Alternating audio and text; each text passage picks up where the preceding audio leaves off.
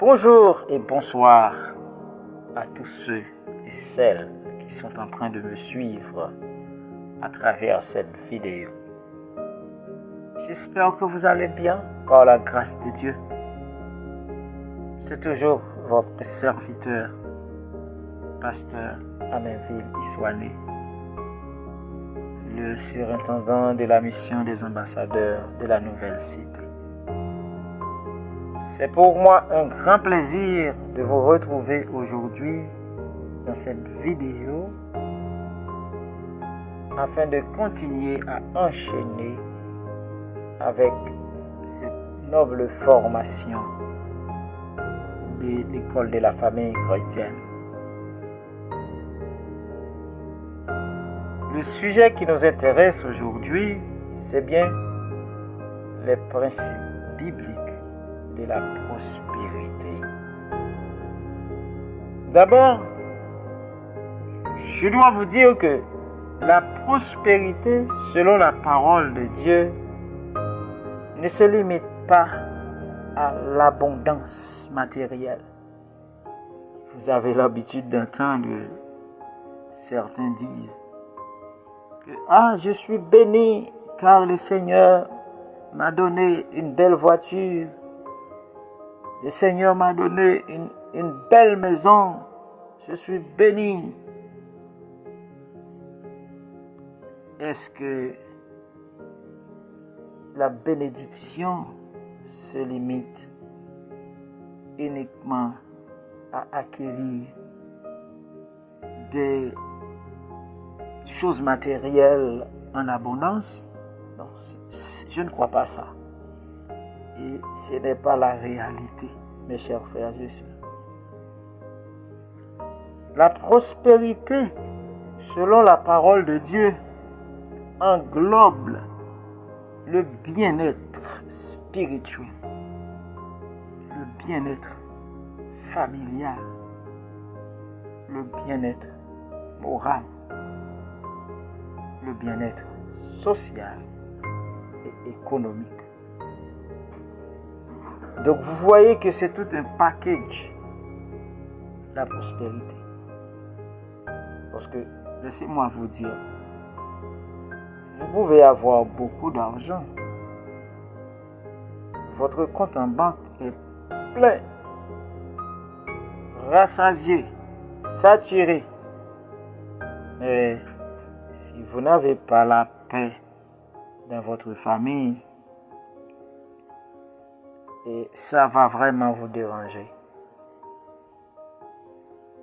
Si vous n'avez pas la paix dans votre quartier, dans votre pays, dans votre société, à quoi cela va vous servir? Mes chers amis, Dieu désire que ses enfants vivent dans la bénédiction. Mais cette bénédiction est toujours liée à l'obéissance, à la sagesse et à une bonne gestion des ressources qu'il leur confie. La prospérité biblique repose sur plusieurs principes fondamentaux. Lesquels? Le premier, c'est le travail. La Bible enseigne que le travail honnête est une source de dignité et de bénédiction. Dieu bénit les efforts de ceux qui travaillent avec sérieux, persévérance et intégrité. Et le deuxième principe, c'est la fidélité. Une personne fidèle dans les petites choses peut recevoir de plus grandes responsabilités. Oui, Dieu accorde sa confiance à ceux qui gèrent correctement les ressources dont ils disposent déjà. Le troisième principe, c'est c'est la générosité. La Bible enseigne qu'il y a plus de bonheur à donner qu'à recevoir. Une famille généreuse attire souvent la faveur de Dieu parce qu'elle devient un instrument de bénédiction pour les autres. Et le quatrième principe, c'est la sagesse. Les décisions financières doivent être prises avec réflexion et prudence. Les dépenses impulsives, la mauvaise gestion et le gaspillage peuvent compromettre la stabilité financière d'une famille, mes chers frères et sœurs. La véritable prospérité, c'est donc le résultat d'une vie centrée sur Dieu, d'un travail honnête, d'une bonne gestion et d'une attitude de gratitude. Une famille qui applique ces principes développe une stabilité durable et devient une source de bénédiction pour son entourage. Après avoir énuméré ces 4 principes de la prospérité,